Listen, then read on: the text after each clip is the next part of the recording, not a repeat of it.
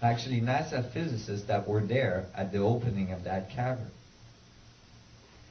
They reported that blue spot being there, and they said something really interesting.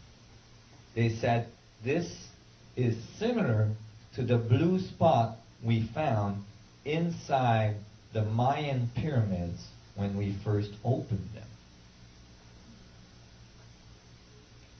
So they were making a direct relationship between the Ark of the Covenant, the effect of the Ark of the Covenant on the space-time manifold that left some trace, and the Mayan pyramids. And so,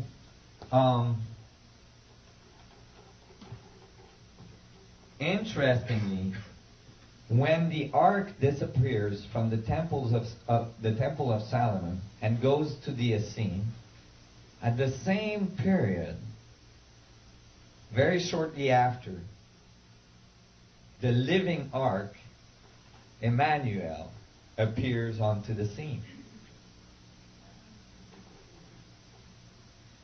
Emmanuel might have been able to walk on water because he had some anti-gravitational capability in his back pocket. Go ahead. Well, in the Book of Mormon, why Emmanuel or Jesus visits the American continent after he left Israel. Well, then he would have had to be able to do some pretty good flying too. And so, interestingly, Emmanuel is the living ark. Well, these things are related. Why? Because when we built the external Merkabah, the external ark, all we're building is a reproduction of our internal functioning. The inside singularity, the inside ark that keeps us alive. And so we're creating a very short feedback. That's why you had to be initiated very carefully before you could approach the ark. You had to be pure of heart. Because the feedback is so short that if you have destructive intent, you'll just die right on the spot. It'll bite you right back. Aaron's sons. So Aaron's sons died that way. It's a very fail-safe system.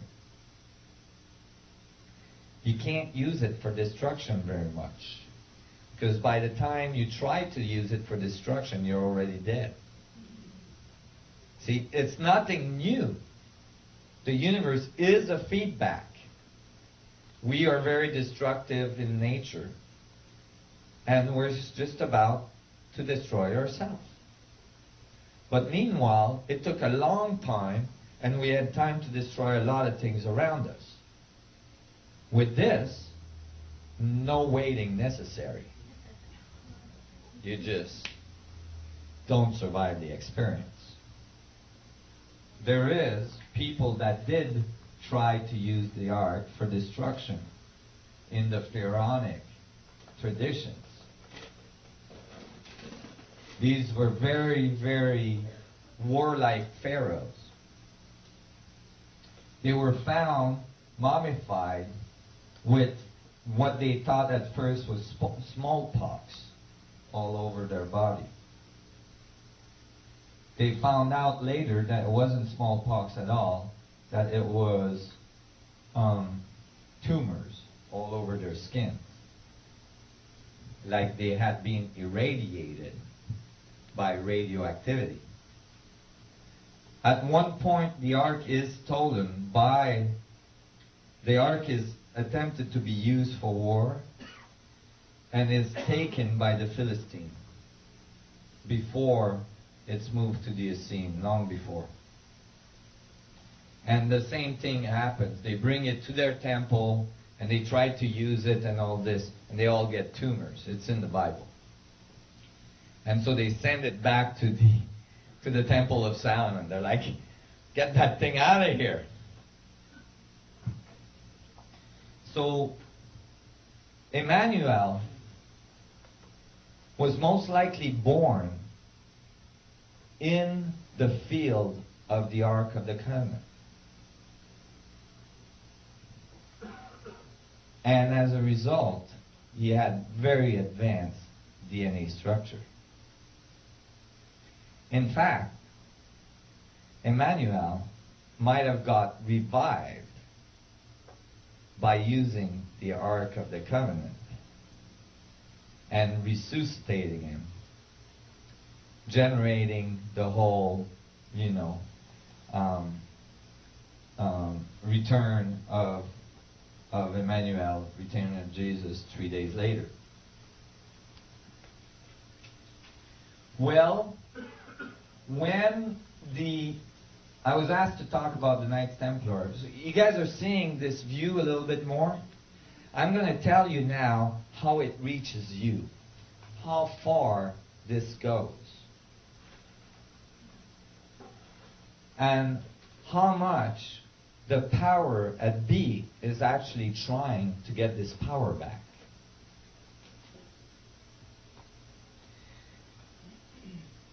First of all, the key to the Bible is to understand that the Old Testament is talking about advanced technology, very, very advanced technology. The crystal, the power of the sun gods, the power of Atlantis, which was brought out of Atlantis, brought to Egypt, and eventually brought to the Temple of Solomon by Moses. And the other side of the Bible, the New Testament, is talking about the living ark, the purity of heart, the purity of intent you have to be with the ark. And it's actually when the two are put together that we have the new level of civilization. When the technology, the external technology matches our internal knowledge, and the internal knowledge match the external technology.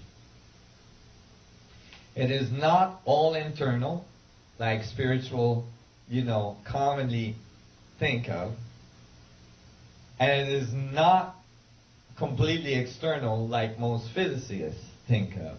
But it is both internal and external. That's the feedback. So when much later, it seems like there was a Jewish contingency in France that believed that they were the direct descendant of Emmanuel, the Cathars. And the Cathars, I think, was it the Cathars?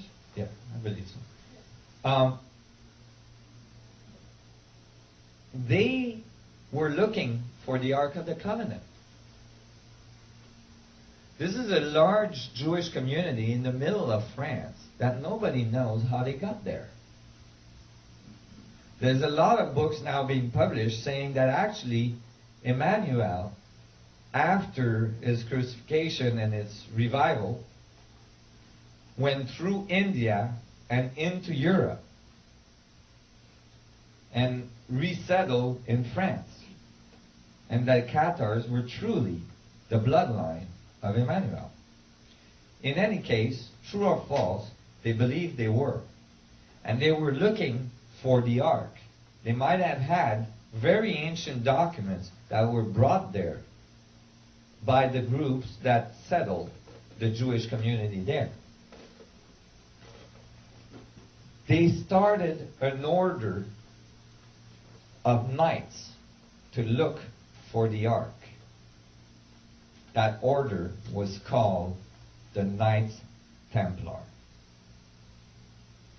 The first name they were given was the Knights of the Poor, because they were very poor, and their insignia was 2 knights on 1 horse, because they couldn't afford a horse for every knight. They were commissioned by a priest, a Qatar priest, to look for the ark. Well, after years of research and so on, they came to conclude that the ark had to be in Jerusalem somewhere, under the Temple Mount in Jerusalem. They conjured the armies of France. Okay? They convinced them to go and take Jerusalem. And as a result, started the Crusades. This is history. The Crusades were described